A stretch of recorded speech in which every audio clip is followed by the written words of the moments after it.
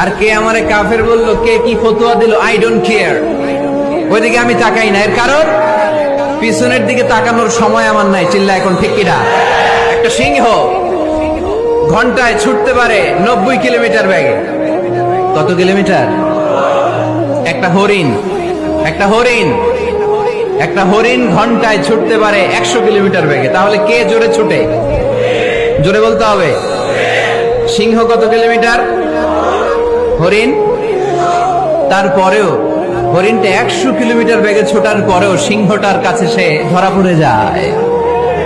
এর কারণ সিংহ যখন ধরার জন্য ছোটে সে শুধু সামনে তাকায়, সে পিছনে তাকায় না। আর হরিণ 100 কিলোমিটার বেগে ছোটার পরেও সে ধরা খেয়ে যাবার ভয়ে বারবার পিছনে তাকায়। আর পিছনে তাকার কারণে ওর গতিটা স্লো হয়ে যায় আর সিংহের হাতে বধ হয়ে যায়। পিছনে তাকাবার সময় আমাদের নাই। চিল্লায় বলো ঠিক।